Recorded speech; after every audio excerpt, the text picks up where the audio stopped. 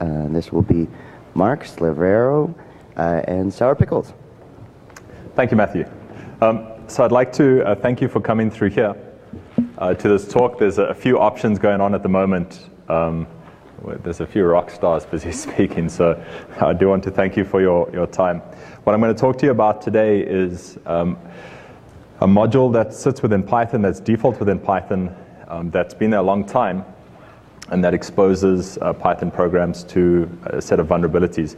What this talk is about primarily is on how to exploit those vulnerabilities should you encounter them. So the vulnerability is a known one, but the exploitation techniques here, I believe, are new. Out of interest, who here is a Python programmer? Just raise it. Okay, cool. So I will give you my default disclaimer and say that I'm not a programmer. I happen to be a security guy who plays with this stuff. But I think it's kind of cool. So this is a map of where we're going to be going in terms of the talk today. There's a lot of content to get through. I hope to flood you with information. And if it gets too much, there is a white paper that's on the CD. And these slides are also available for you to go through them at a later time. So we're going to talk a little bit about Pickle, obviously about the background, why we care about it, or why I cared about it, and why it became an interesting target for attack. And then we'll look at specifically attack scenarios. In which instances would you expect to find these exploits that I'm going to show you today? Where would those become useful? Along the way, I'm going to introduce a library of shellcode to you, and I'm also going to demonstrate 3 of those shellcodes that perform various actions. And we'll also release 2 tools today. A tool that can convert basically a Python-like syntax into Pickle. So if you're looking to write shellcode in Pickle, you don't need to handcraft it any longer. As well as a tool which will analyze pickles and help you create malicious pickles. And finally, I'll end off with a few bugs to show that this isn't just all about stuff that we dreamed up, that we did manage to find some of these instances out there. So I want to start off with this big disclaimer. If you go onto the Pickle website, or if you go onto the Pickle documentation, you will see this big fat warning that says, do not unpickle untrusted pickles. In other words, it is known that dealing with pickles that you don't trust is a dangerous action. Okay? So this is on the documentation. However, on the same Python website, if you have a look at the login cookbook, it appears that that statement didn't carry over into all portions of the Pickle tutorial writers. So if you want to, for example, write a login server under Pickle, so if you have an application that writes logs out to a central login server, then the tutorial that you'll come across on python.org is vulnerable to a Pickle loading issue. So this is it receiving data from the network and getting passed into the unpickler. So in other words, the vulnerabilities are present even in example code on python.org. Now on this page, they do have this little disclaimer. Now you notice it's nowhere near as big. They do say in some circumstances, there are some issues, security issues with Pickle. That's nowhere near complete enough. If you expose Pickle to untrusted code, there's always security issues. And by way of example, if you go and Google for this login, for basically that recipe that's in that cookbook, you will find it in production code. You'll find it in projects on the net. So that's pretty typical of what you'd expect. People go online, they look for a quick cookbook recipe, a quick tutorial, they cut and paste code, and they move on. And now their application is vulnerable because the official documentation has a bug in it. Here's another example just to give you an idea of where we can go with Pickle. So this was pointed out to me by a Twitter user, a guy called Dave, DBPH. So what he found in January of this year was that there was a bug in the RSA module for Python. So if you easy installed RSA, and if you've used Python, you'll be familiar with easy install, then that RSA module had a Pickle loading vulnerability. Basically, encrypted strings were written out as serialized objects. They were written out as pickles, which was fine.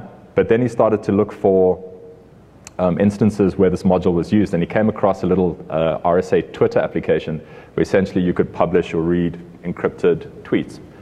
And those tweets would be published as obviously Pickle modules. In other words, he found an instance where you had remote code execution via tweets, which was kind of cute. So that's just to give you an idea of where this module gets used, and this is just to set it up, but we are going to dive quite deeply into it. So as we go through this presentation, there are a few goals. The first one, as I said, the assumption is that you get to control what other people load.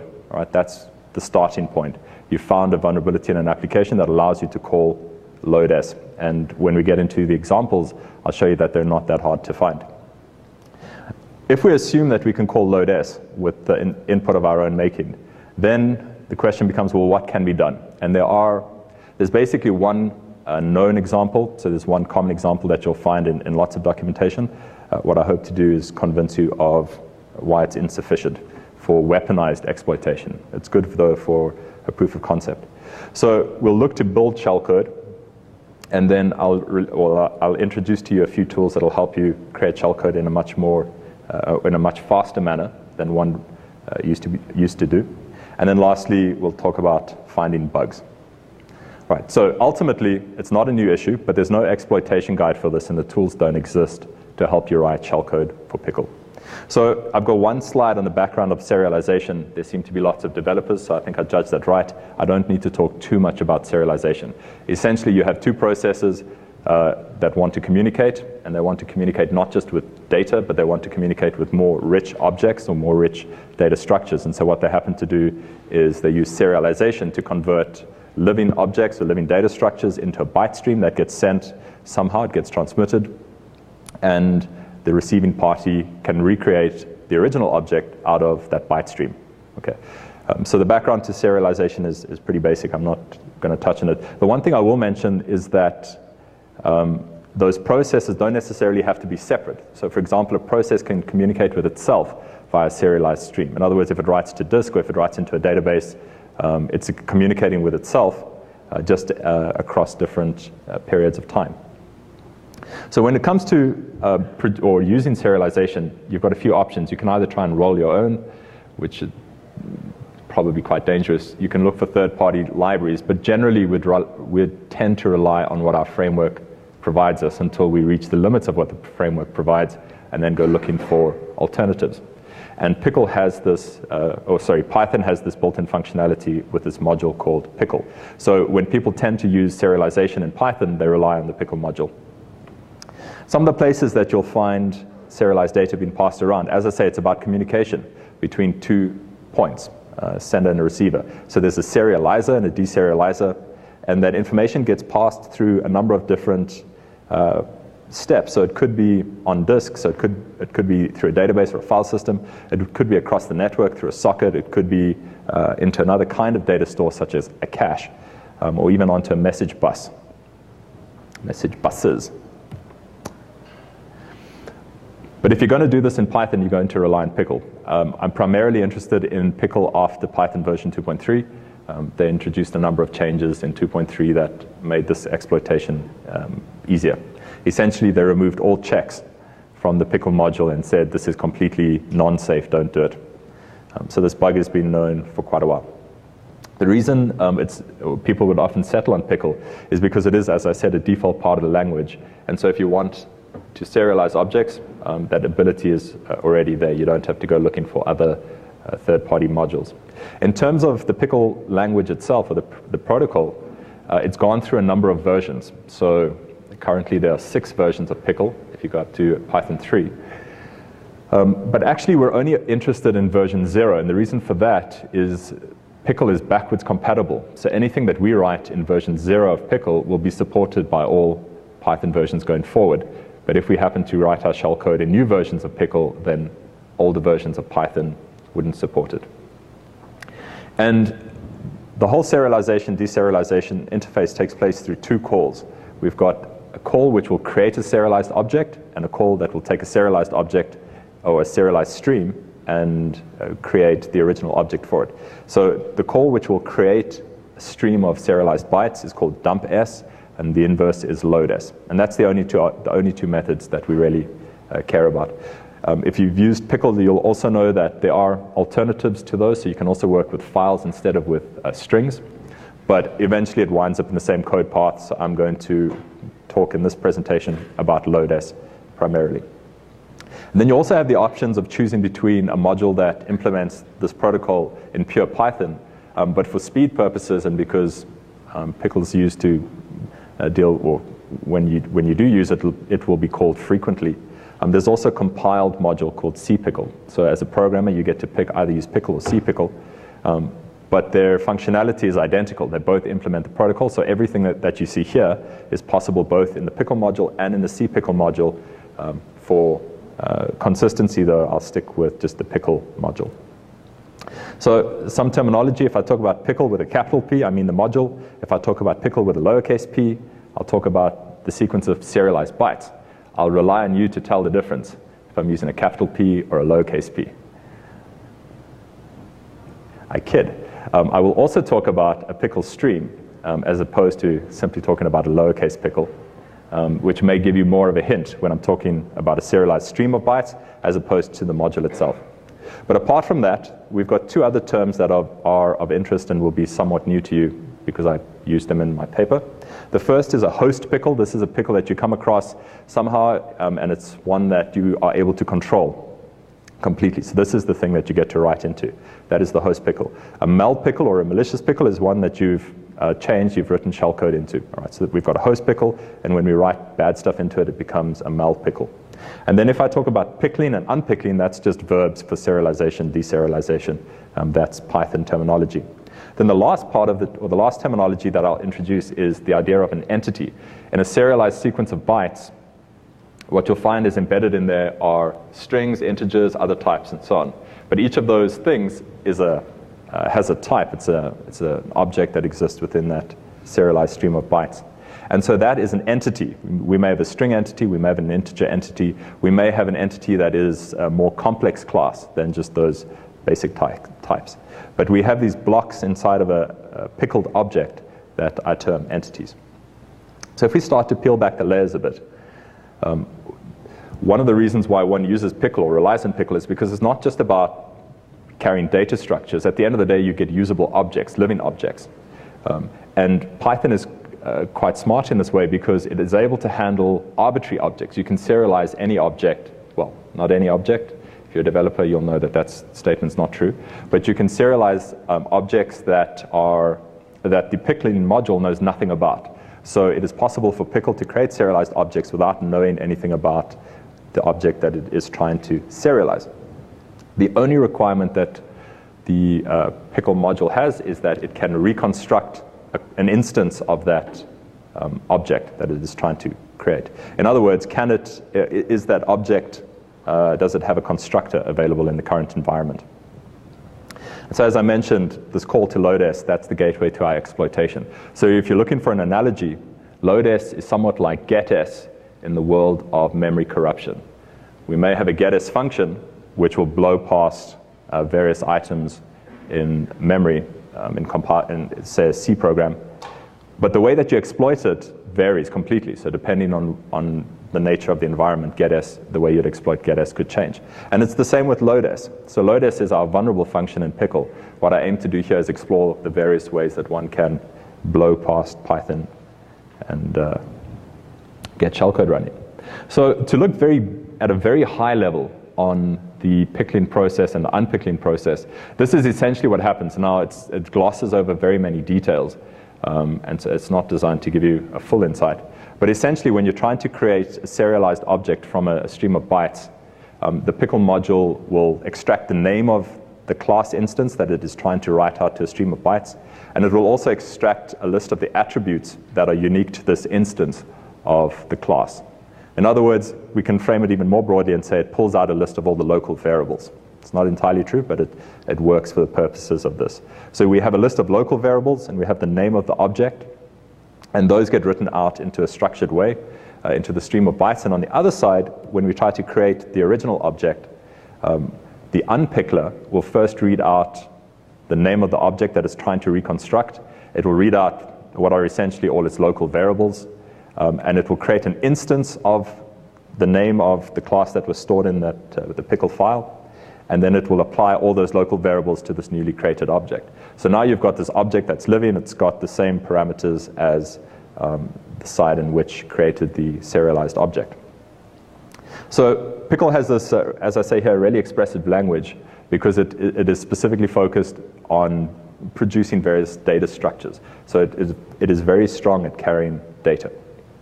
So if we get, or look a little closer, or even further, if we look even closer, sounds better, what we'll do is, as I mentioned, load S is the entry point. But actually, underneath load S lives this virtual machine. So Pickle does not just rely on data structures. It's not just about length, type length and value, or length, type, and value. Pickle actually relies on a virtual machine to produce the final object. And so what that means is that a pickled object is not just data. It's actually a series of instructions and data that are interleaved. And the instructions, these opcodes, are going to be provided to a virtual machine which will process this instruction sequence. And at the end of it, what comes out is an object. Okay. So the PVM has got it's basically got three components to it. There's the part that manages to process the instructions, the opcodes, that's the engine, and it also has a stack and a memo. So the instruction engine starts reading from byte 0, as you would expect. Depending on the Pickle version, in truth, it may also perform content snooping to determine a Pickle version. But that aside, it will start at byte 0 and read the first instruction. That instruction will instruct the engine to do something with data that is stored inside the stream. It may load that data onto the stack. It may change the stack. It may alter the memo. But the point is that we've got instructions and we've got data that are mixed together. So if the instruction engine drops into the middle of a Pickle stream, it can't tell if it's in the middle of data or instructions, which may sound somewhat familiar to you for memory corruption. So as it goes through the instruction sequence, it will execute each instruction in turn, and it will alter its memory structures depending on what it gets told to do. And it keeps doing that until it encounters a final instruction called stop. And what stop does is it takes whatever object is on the top of the stack at that point in time, and it returns that thing as the result of the unpickled process. So that's actually how an object gets produced. You manipulate data through this PVM. That object, and at the end of this manipulation, an object should be living on the stack, and that object gets returned. So the second part of the PVM is the memo, and the memo is analogous to registers on a regular machine. So you get to write into this data storage, and what the benefits of the memo are that it is long-lived. So you can write data into the memo, and that data persists throughout the lifetime of the Pickle virtual machine. And what is also nice about the memo is it's implemented as a sparse array. So you don't have to write and read from, or you don't have to write into all values from 0 through 9 before you can write into value 10. You can immediately access entry 10 in the memo. And that becomes interesting for us for writing shellcode, because we're going to rely on the memo, but we can choose or a set of the memo with high index values so we don't tramp over parts of the host Pickle. So what I've got here are two instructions. The first instruction is an S instruction. This loads a string, and it loads that string from the instruction sequence, and it places it onto the stack. It pushes that string onto the stack. Then the second instruction takes whatever's on the top of the stack, and it loads it into the memo. So you're getting an idea of the instructions. Because we're dealing with version 0, the Pickle is entirely 7-bit, so we can read it in just a text editor.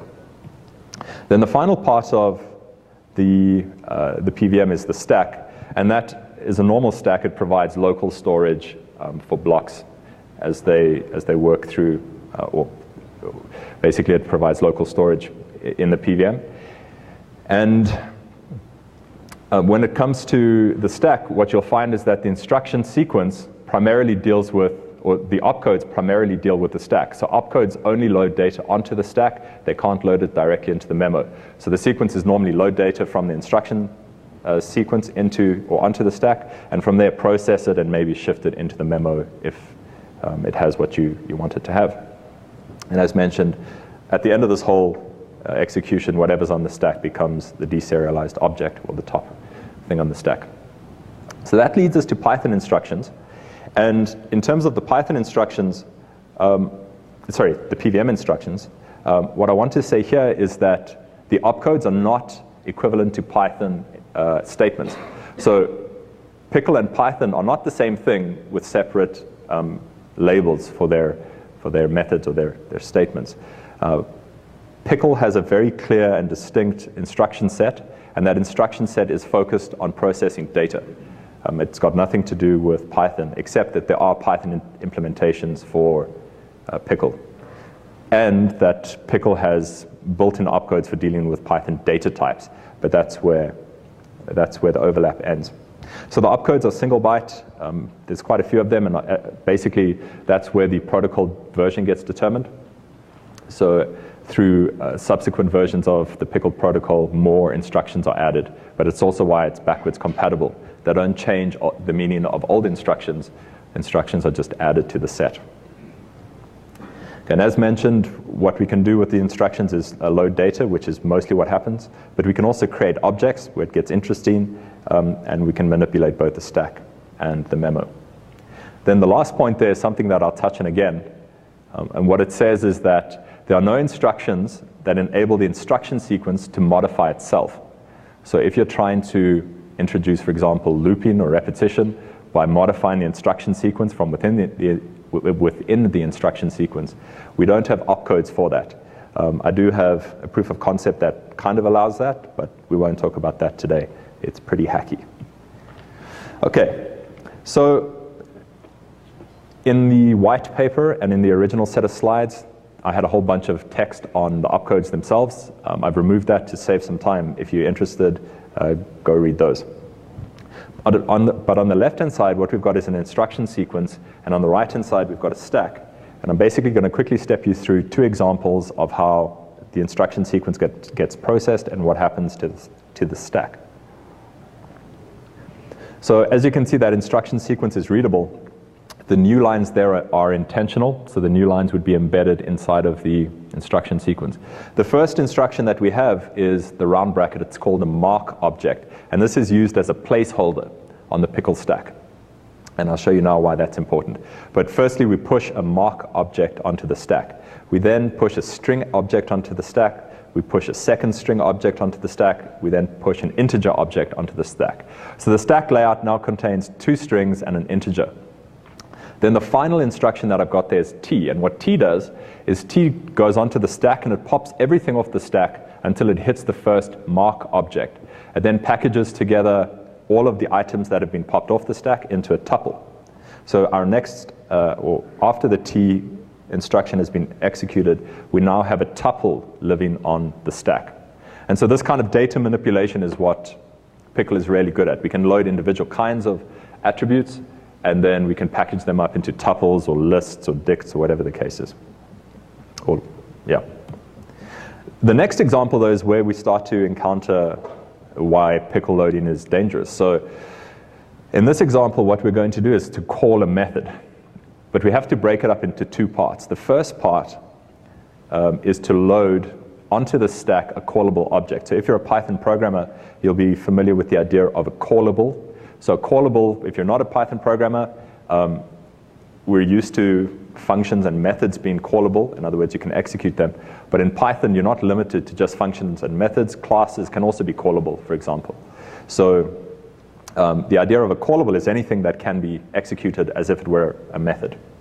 And what the C instruction does is it loads in two parts, a module and an object out of that module, in the top level of that module.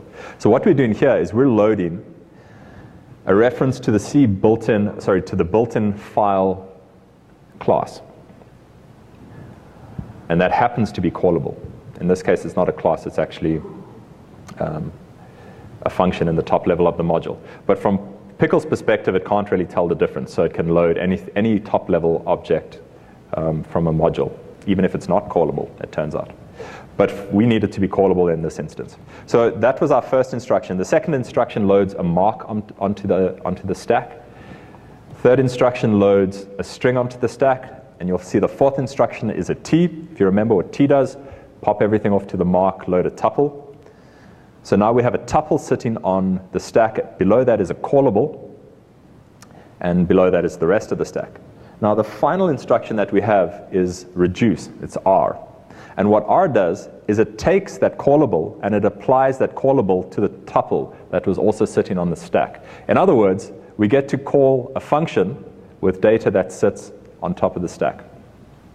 And whatever comes back from that function execution or that function invocation gets pushed back onto the stack. So now what we have on the stack is no longer the callable or the tuple. What we have on the stack is an open file object. All right. But this is how Pickle is supposed to work. There's no, at this point, we haven't shown you anything new. Pickle should do this.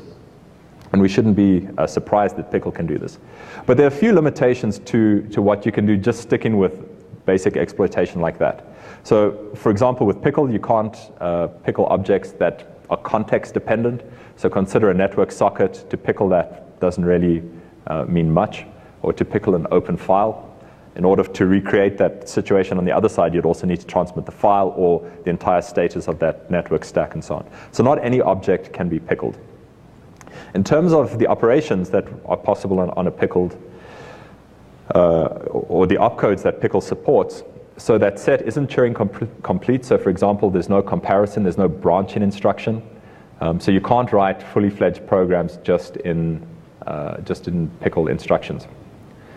You also don't have any error handling in Pickle. So you can't, if your Pickle breaks, that's it, it dies. And unless you're catching those exceptions in the outer Python program, you'll see broken programs. But probably the primary limitation that we see is that it's not possible using Pickle opcodes to execute instance methods. So a class instance is obviously an object that's been instantiated when a constructor has run. And it's not possible using opcodes to call methods on instances. So our primary goal then is going to be trying to bypass that. And what we'll do is rely on a combination of the instructions that we have, which is the ability to load objects onto the stack and the ability to call callables. And we'll use those to try and bypass this class instance method invocation limitation.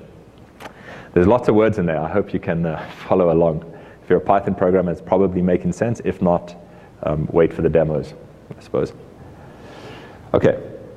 So if we look at previous work, basically that's where the previous work stops. There's no focus on trying to return information out of the Pickle, which is what we'll deal with. And there's also no ability to execute class instance methods. Okay, so I've talked for quite a bit. I want to do a quick demo just on how, if you're unfamiliar with Pickle, let's do a quick demo on exactly what happens. Okay, so I can instantiate an object. This object has got a number of attributes. And what I can do is call, so what I can do now is I can pickle this object. Right, I can write it out into serialized form.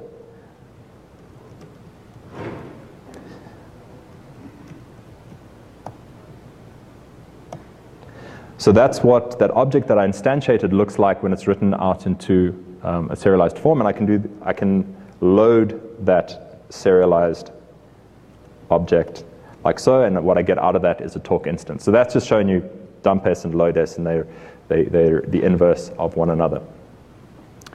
And so we can call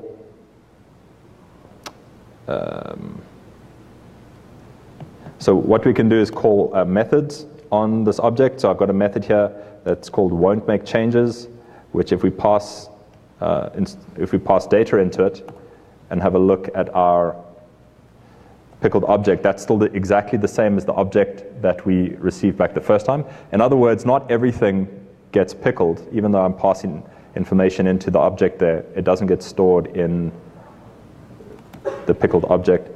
This method will make changes, and so that's because it stores essentially a local variable, which is why I want to use that very rough abstraction. So what you see here is the string that I wrote in now gets stored in the pickled object.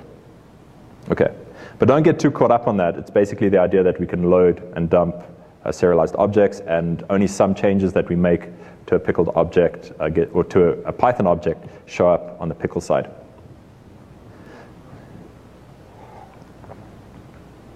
So with the idea that we can call load_s on or inside of programs, the question then becomes, well, what kind of attack scenarios would one typically see? So you may be familiar with loading off the network, as I said, with the logging issue, or it turns out you can also do it via a Twitter module because someone has coded it. Because serialization is used to communicate between processes, it really is up to you to think of how that could happen. This is one tree, one attack tree, which we've seen.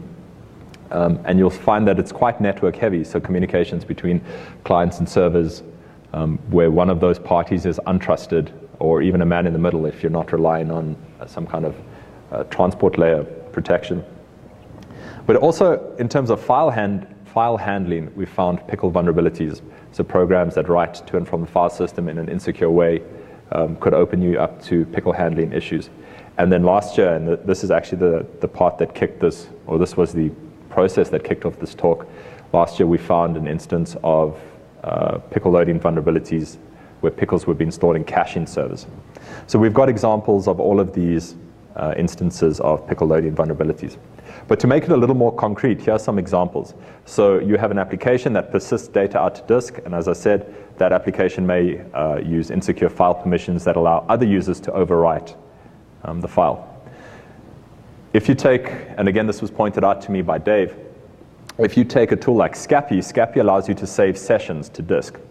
And if you pass a Scapy session to a colleague or to a friend, that is stored as a pickle. So if you work with people and you are reliant on passing saved Scapy sessions around, you better trust those guys who you're getting your Scapy sessions from. So it doesn't just have to be about file permissions, it's also about storage of data. So if you think of storing data in a pickle format, it's analogous to storing data as a DLL or a shared object, a shared library.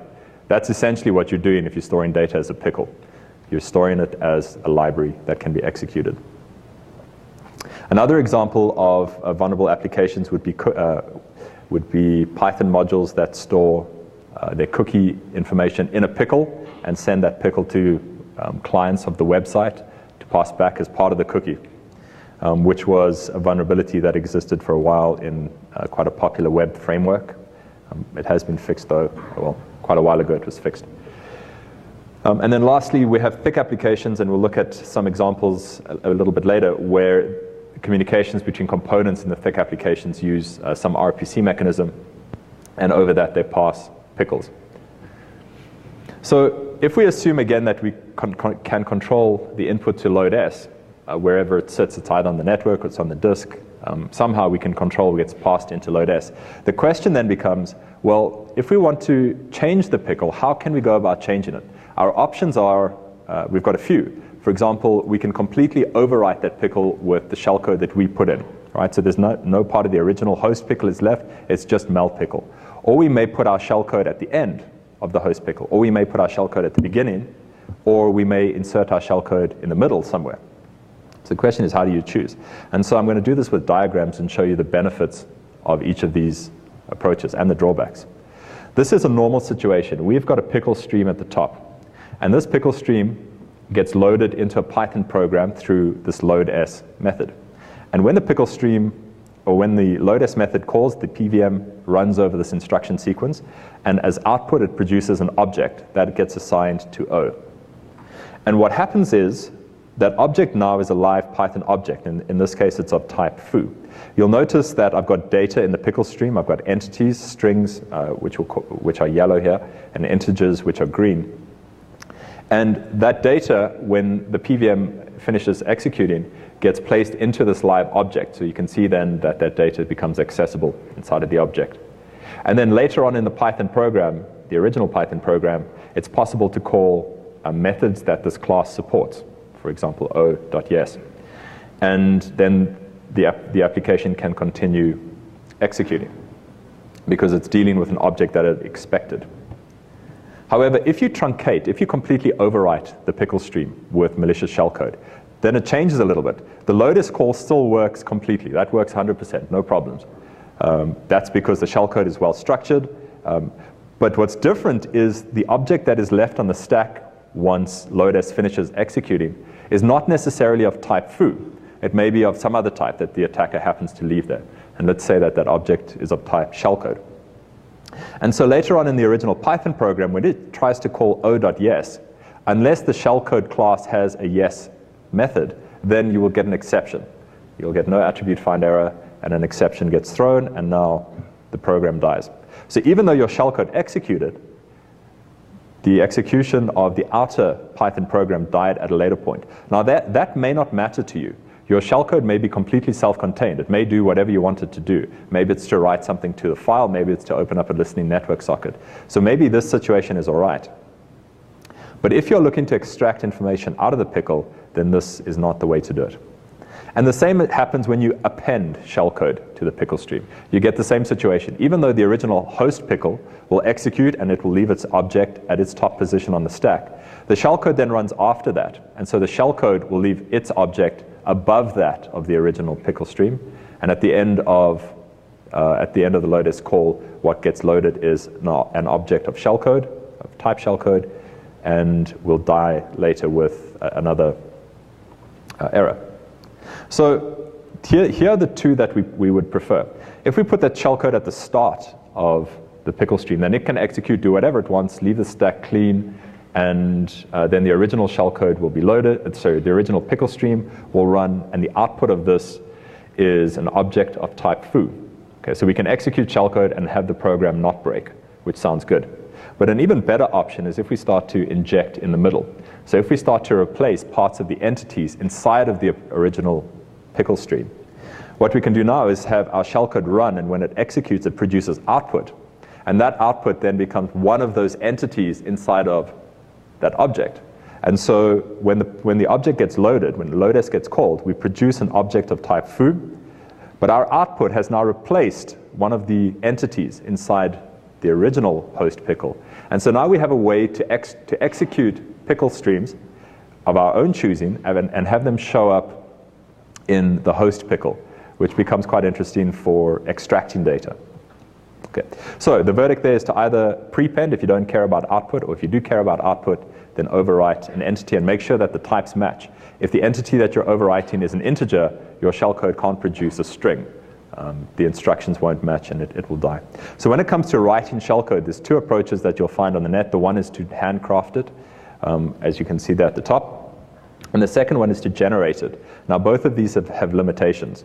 So the first one doesn't allow us to extract output. That's not strictly true. You can extract output in the exit status of os.system, one character at a time, but that's very, very hacky and also quite slow. So let's ignore that approach. The second one is to use Python to generate objects for you. So here we use Python to create a pickled object for us, but that approach isn't general enough. Interestingly, that was published by, I think, a guy called Nelson Elledge, and he's speaking, or I think he was speaking here at BlackHat the last time I checked. Okay, so some of the principles when it comes to writing code, we want to stick with version 0, as I've mentioned. In fact, most of this we've already touched on, but right at the bottom, that is the base pattern that we're going to rely on, the ability to at least execute a callable with data that we choose. And so we're going to start to piece together various steps that allow us to, in the end, execute methods on class instances. So here are a few guidelines for writing shellcode. But the first, I don't want to go through all of them. The one, though, that I do want to talk about, or two, we'll make it one. I'll talk about number 6. I'm aiming for reliable and deterministic shellcode. It's possible to write very simple shellcode that hard codes lots of values. So things like what is various network parameters, are they hard coded? And if they are, then that would mean that they're specific to each operating system. So if you want to set socket opt on, or set sock opt on Python, you would normally do a lookup on a module constant. It's possible to encode those in your shellcode as hard constants, but that doesn't make them reliable. So that means your shellcode won't work on macOS if it works on Linux. So I'm looking to create deterministic and very reliable shellcode. And so in order to build a shellcode, we've got a few building blocks we need to get through. The first one is that we have to be able to call methods on class instances, and this is the problem. So what those first two lines show you is that if we open up an object, for us to call f.read, a read method on that class instance, there's no way to do that in Pickle using Pickle opcodes. But we can get there, and we can get there because we're able to load other objects and callables, and we can play with data structures. So the two instructions we rely on, again, global and reduce. This is the ideal stack layout that we want. We want a tuple for that f.read, which is an empty tuple. And underneath it, we want a callable that represents that instance method. Getting to this point is easy, right? We can generate tuples without a problem.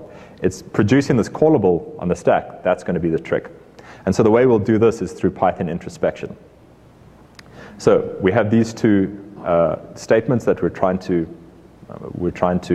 reproduce in Pickle. As I said, the first one is easy. We can create an open file object just by calling built-in.open.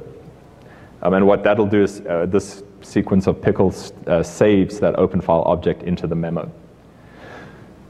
Then the next step is to get to basically call f.read.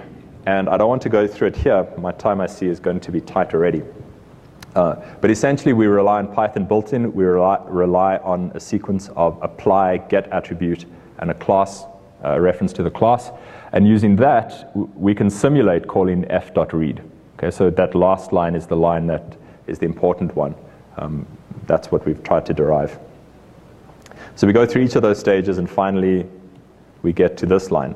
And to convert that into a sequence of Pickle instructions can be done. So that's what you've got on the left-hand side, is f.read converted into a sequence of Python introspection hacks that ultimately allow you to call f.read.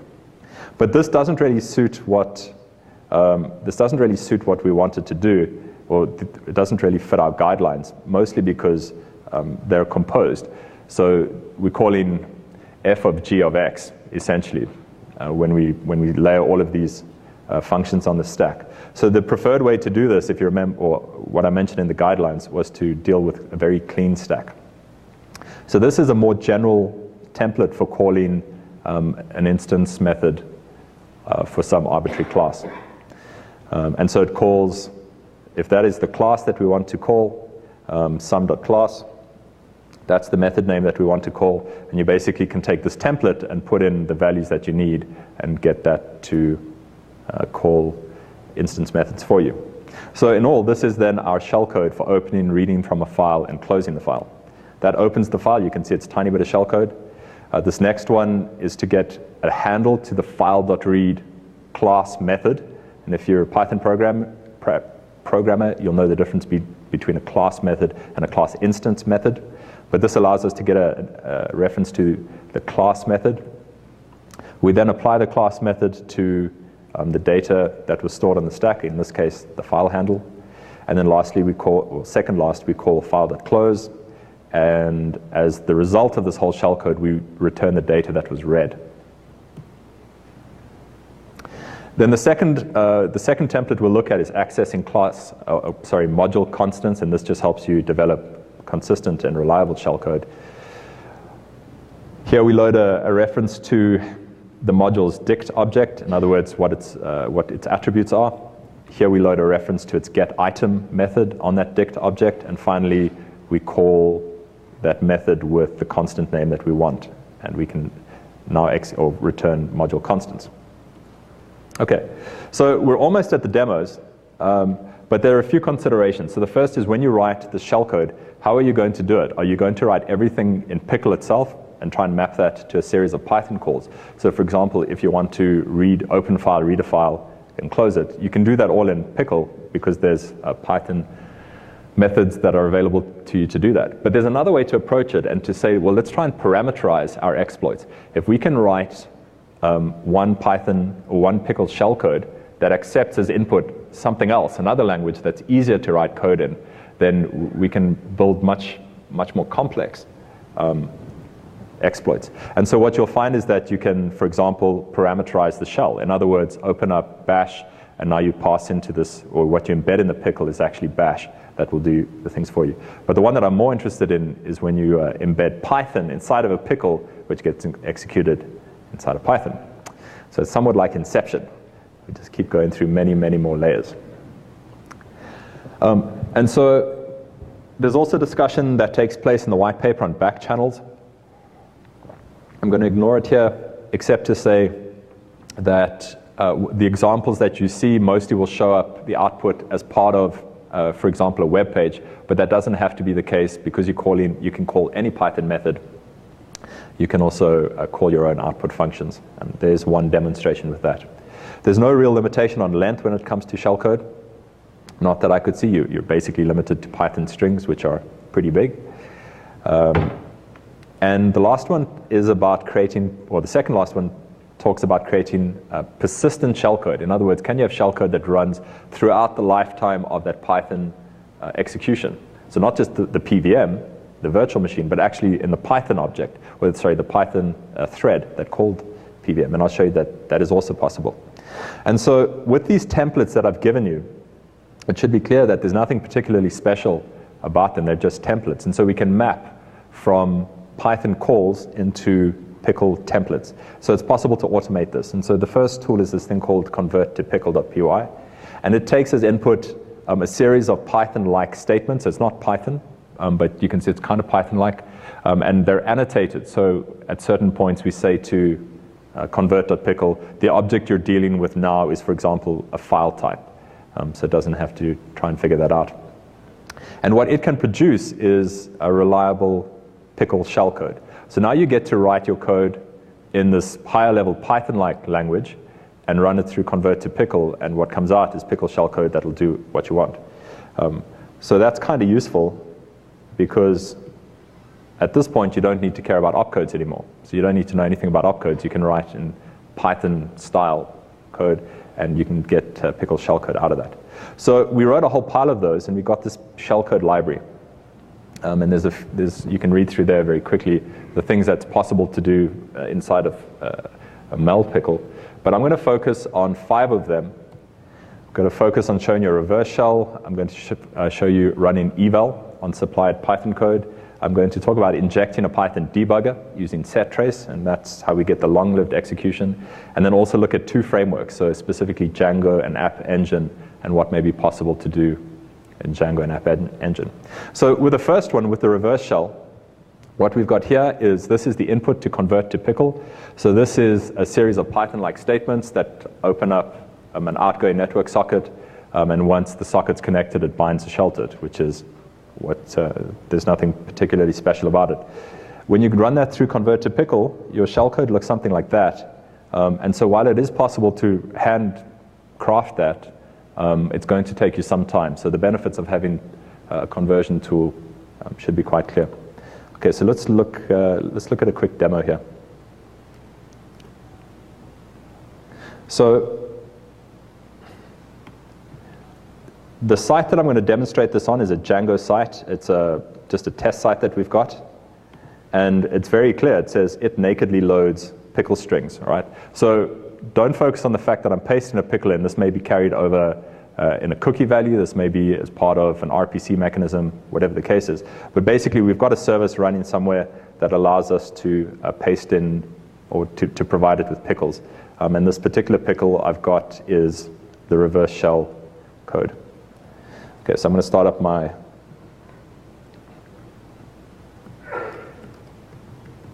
So I'm starting up a listener here. I go onto this other website. It's sitting somewhere in the net. We hit load, or we basically submit the pickle. And what pops out is our reverse shell.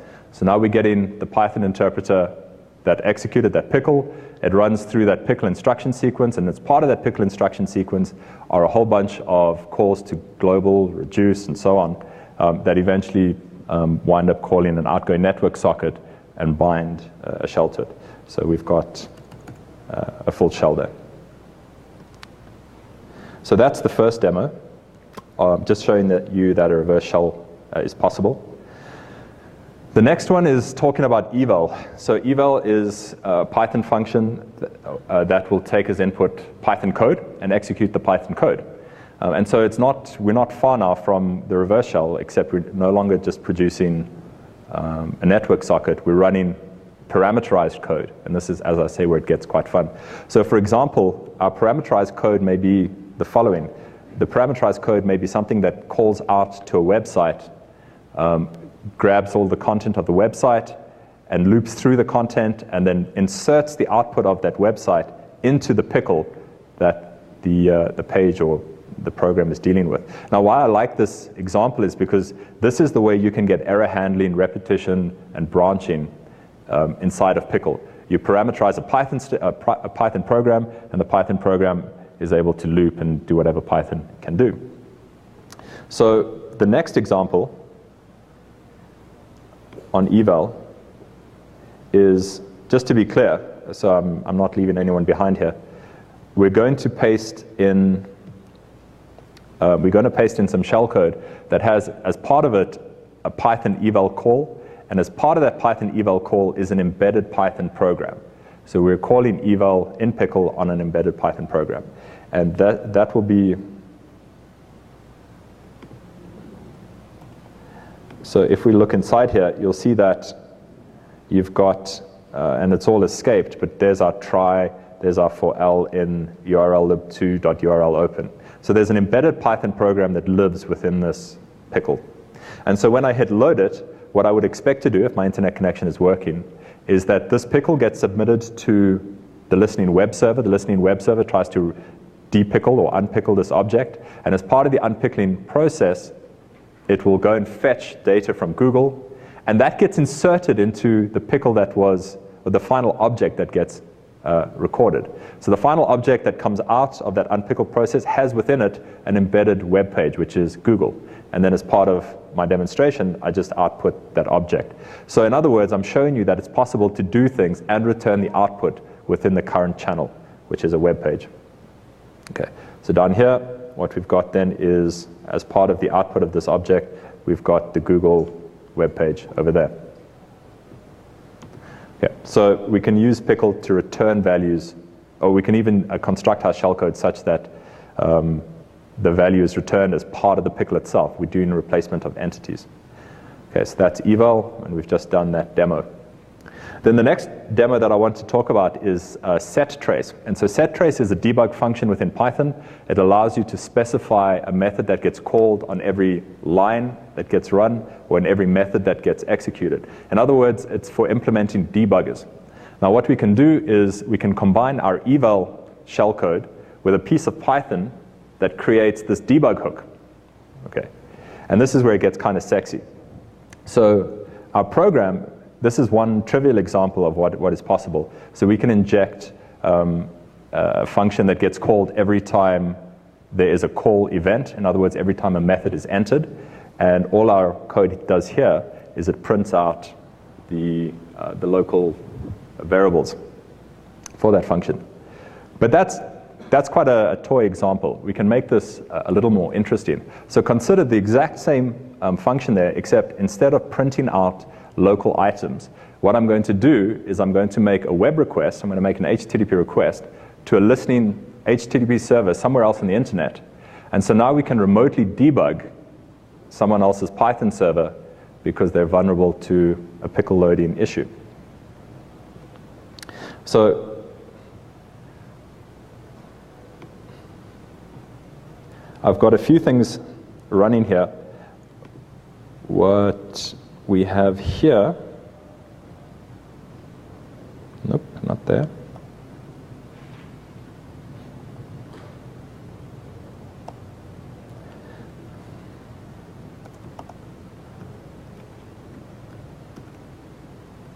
Okay, so this little program is just an HTTP server that's listening for incoming connections to it, right? That's all it does. It sits somewhere on the internet. We find a Pickle loading vulnerability in a website, and we've got this piece of Pickle shellcode which calls eval. And on eval, it will set the setTrace method. So now what we've seen, so the Pickle loads without breaking. And if we switch back here, what you'll start to see is those numbers are changing, right? In other words, every module or every method that gets called in the Python thread that lives somewhere on a web server on the internet is generating a call event. And every time there's a call event, our debug handler gets hit, and our debug handler is posting that information elsewhere on the net. So if I refresh this page, you'll see all the methods that get called return their values to us. So we start to see things like, we're going to have to scroll up here, but you see the local variables that are relevant to that particular invocation. So you'll see things like the csurf tokens and all of that. Right? You have direct insight into the running of that Python application, which becomes very powerful. And of course, we can also disable it remotely. So once we've got everything that we need, we can just disable our remote debugger.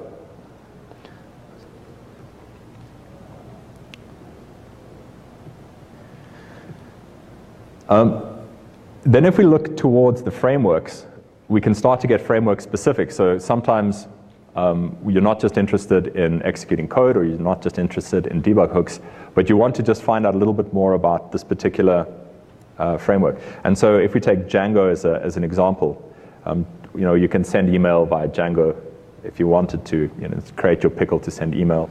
But more interesting is you can start to do things like query the configuration settings for Django. So if you know anything about Django, you'll know that there's a secret key, and that secret key is used to generate csurf tokens and so on. It's used as the basis for some of the internal crypto. And so what we can do is, if we've got a pickle loading vulnerability in a Django application, we can ask, as part of our vulnerability, or as part of our malicious pickle, we can say, please return the value. So look up in your configuration and return the value of the secret key. So there's the secret key from this Python configuration, from this Django configuration. So now we're in the position to spoof requests to the Django server on behalf of other users. But it doesn't just have to be at this. You can also query the databases and so on. So let's have a look at one example of that. My example is not going to be in Django, though. The example is going to be in Google App Engine. So in Google App Engine, it's also another Python web development framework. And so again, if you find a pickle loading vulnerability in an App Engine application, let me stress that I'm not revealing vulnerabilities here in either Django or App Engine. I've coded malicious or specifically vulnerable applications. But if you come across those, and Django has had issues, then these attacks are possible. And so what we do in this particular input to App Engine, this little program here is what we pass into convert to pickle, and it'll produce the right shellcode. And as part of this, it's actually an eval shellcode. And what we pass into the eval shellcode is a query to the Google store. So the layers that we're currently dealing with, at the bottom, you've got Python. It's running as an executable. On top of that sits pickle. On top of that, we're evaling Python code. On top of that, that Python is then calling the Google query interface. Okay, so we really have dropped down a number of layers. I should have put that in the diagram, I think, just to shut. Yeah, thanks, Dominic, who told me not to do that. So what we can do is query the data store and pull out all the types of data items. So the first step is to find out what kind of things are stored in the database, and we can do that with this query against an App Engine application.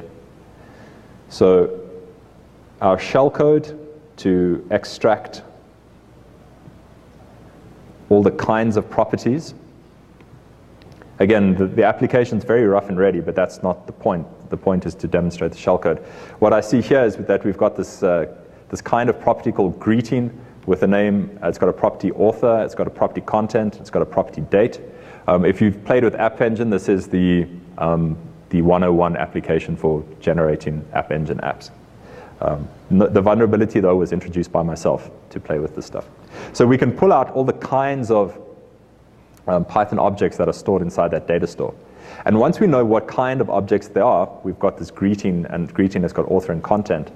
We can then write a second piece of shellcode that includes a query against that object, right? We now know we need to query greeting and pull out all the authors and all the content. And so now we can query the Google data store with a query that pulls out the contents of the data store.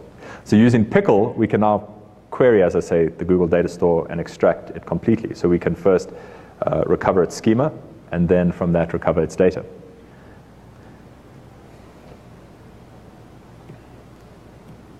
Okay. So the second tool we'll release then today is a tool called AnnaPickle. This tool is to help you create malicious pickles, essentially. So what it can do is it takes as input a pickle that you've obtained from some source, and you get to analyze it a little bit. You get to extract the entities that are in there, and you get to overwrite entities in a way that is type safe. So Pickle will go to some length to make sure that all the types are the same. If you try to overwrite entities where it doesn't think you should, it will complain about it. So it tries to apply a little bit of intelligence in that process. So we're going to demonstrate this, and my demonstration is going to be on another toy website. So on this, so this is the App Engine website. What you'll find, actually, we need to be here.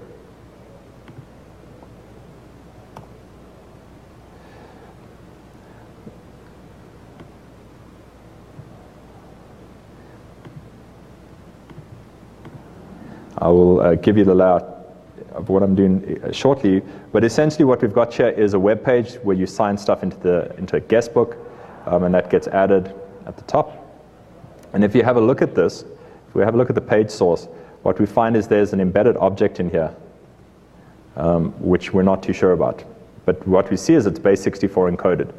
Okay, so like any good web hacker, you see base64 encoding. First step is, well, what is that about?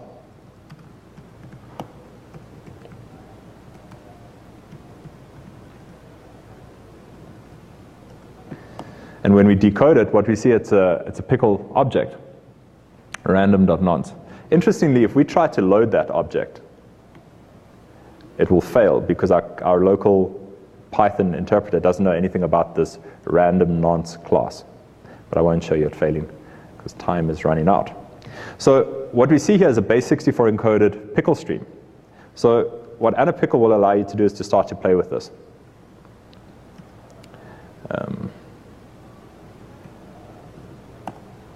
So I paste that into a text file, and I can now ask Pickle to analyze that for me. So -n just says it's base64 encoded. I point it at there, and I ask it to run a whole bunch of tests on the file. And so it comes back and it says a few things. The first one is it says it could not be loaded, and that's because the local Python interpreter doesn't know about this random nonce class. But that's okay, we're not too concerned. More interestingly is it gives us a list of all the entities that are present in this class. We've got this, and what we'll find is that there's this entity, a really long string here that appears to be some kind of nonce. But if we go back to our web page, what we saw is that after we submitted the data, we got redirected back to a URL that included this nonce. Okay, so the question then becomes, well, maybe we can extract data using that nonce as our channel. So what we can do is we can start to modify. So if we know that these are the entities, we've got entity 0 is a string called nonce, entity 1 is a string that is this whole long thing. We can overwrite entity 1 with a piece of shellcode that is stored in our shellcode library. And this one will return the application ID. Just to give you an idea of what the options are available in the ID or in Pickle,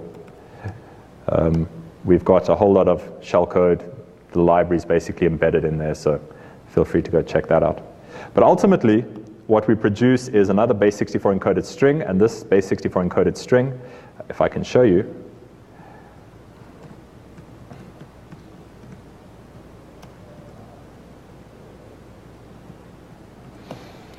contains the original object, random nonce, but part of it seems to be overwritten with Google App Engine stuff that we've inserted into there.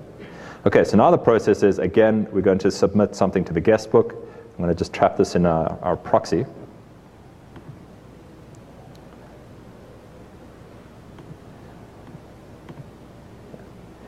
I've got the signal. There's that base64 encoded pickle string. When we continue, what I expect to see, if this is successful, is that the redirect that comes back, instead of redirecting with the nonce in the URL, it should redirect with the output of our pickle in the URL. And so what we'll get here is that string there. May not be completely readable to you, But what we've got there is not a nonce now as part of the value, but it's actually the name of the application, the app ID. So this is just to show you how it's possible to use anapickle to manipulate quite easily malicious pickles that one comes across. Okay, so I don't need that anymore. Let's get back into this. Okay, so with this, we then went for a survey of all, to find as many bugs as we could find. So with this in mind, and we looked on a few places: Google Code, Knowledge, SourceForge, Google itself, Pastebin, and so on. And basically, you're searching for bad calls. And bad calls can be obvious things like pickle.loads on packet, but it could also be in a combination with the decode and decompress and so on. But there's a few ways to find it. Alternatively, you can just start reviewing code in the way that they call loads, and you'll also find vulnerabilities that don't pitch up. And so in terms of our survey, it appears that the issue is not endemic. So you don't find this on every second application that you look at, but you do find it. So we didn't have to look particularly hard to find examples of each of those classes of attack scenarios that we were after. So you'll find them in all of these options. So I've got 5 examples to talk about. The first example is basic web kind of code, and basically this loads pickles out of web requests. So it's sort of 101 errors, and those are quite easy to find, and you'll find quite a few examples of those. The second one is this tool called PyTables. So PyTables is a library for wrapping around database or databases, and as part of the PyTables library, it's possible to create tables. And one of the parameters given to the create table method is a title. And that title is vulnerable to a pickle injection flaw. So if you allow users, if you have an application that's written to use PyTables, and that application allows end users to create tables and specify their own table names, then it is vulnerable to a pickle loading bug. Third example, and we'll do a demo for this one. So anyone here use Peach Fuzzer? Okay, so Peach Fuzzer is vulnerable to pickle loading vulnerability. Peach Fuzzer, if you use it in a network setup where you have an agent and a fuzzer that sit on either side of a network, then they communicate using pickles over the network. Now, Peach Fuzzer puts a password on that connection. So when the agent connects to the fuzzer, there should be a password that's exchanged. Or when the fuzzer connects to the agent, there should be a password that is exchanged. But it turns out the vulnerability occurs prior to the password, so it's a pre-authentication issue in the Peach Fuzzer using Pickles. So I'll demonstrate that for you. And the demonstrations are... Okay, so I need to just set up that.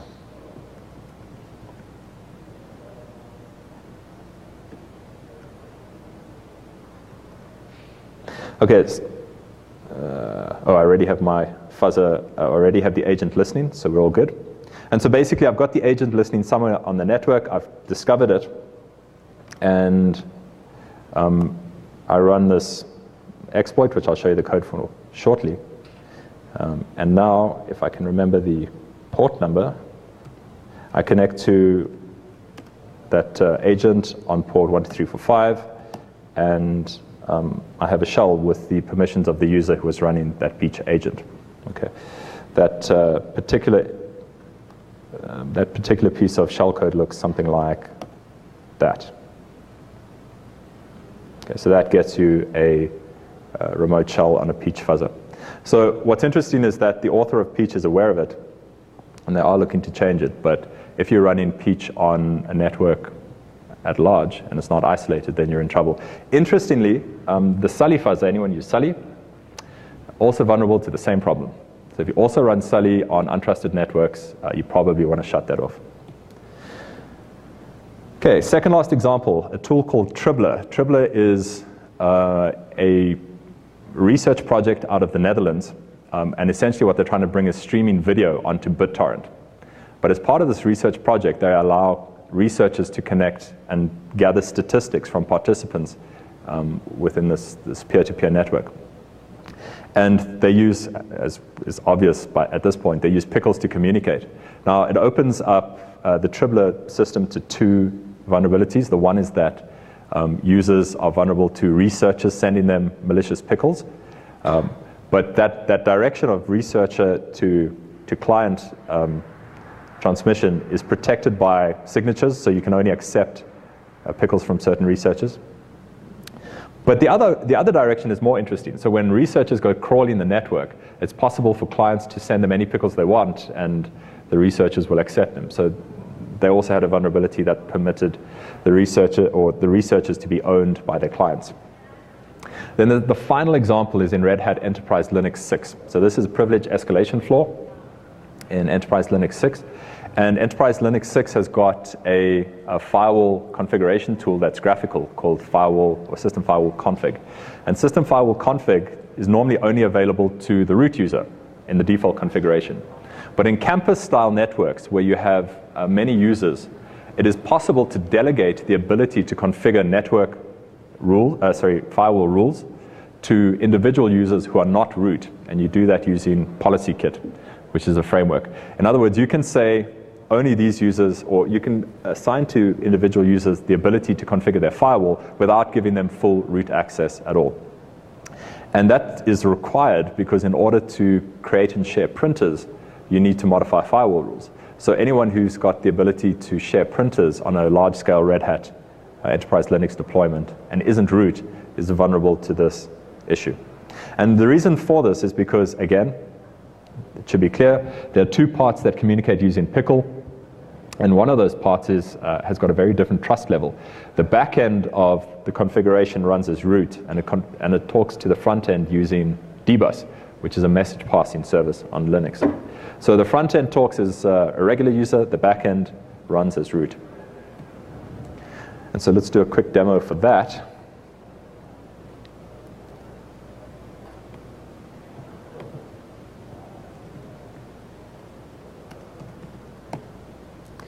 So what we've got here, I'm a regular user. What I want to show you is that I cannot sudo, so I'm not part of any particularly special group, right? That's not allowed.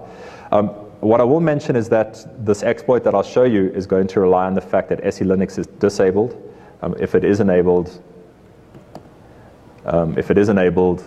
you can still hose the system, but you can't get a shell. So you can trash the system, but without a shell, you only get to certain files you're allowed to overwrite. So this is a pretty one-shot exploit again. Our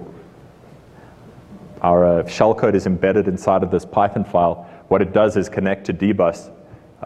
It'll pop up a password to verify that we are our user, and that's because we have access to this particular action via PolicyKit to configure the firewall. It'll write the pickle onto the dbus, and that pickle will spawn a listening shell. So it asks us for our own password. That's because PolicyKit is verifying we are who we say we are. But it's not asking us to enter a root password. And as I showed you, I don't have access to sudo or root permissions. This just allows me to access the firewall configuration tool only. So it runs. It looks like our shellcode was somewhat successful. We've got a listening shell on localhost, and you're now running as root.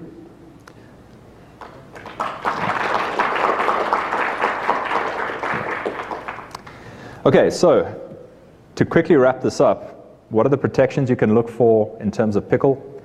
So the basic idea is if you don't need Pickle, don't use it. If you're just trying to carry data in a structured way, rely on something else, rely on JSON. If you need to use Pickle, then make sure you have to ensure that both sides are as trusted or equally trusted, and that they trust each other completely. Across the network, protect yourself either by signing your Pickles or implement transport layer protections. When you are writing to databases or to file systems, make sure that no one else can change that. Again, this is all about trust. I will put in one slide here about unsafe picklers. So you may have read of the idea of subclassing a pickle in order to whitelist or blacklist what gets loaded. So all I want to leave you with is it's really hard to do it properly, because it's possible to escape an unsafe or a safe unpickler using 4 built-in methods. So there's some shellcode that will get you out of a supposedly safe unpickler. So don't try and sanitize, either trust or reject.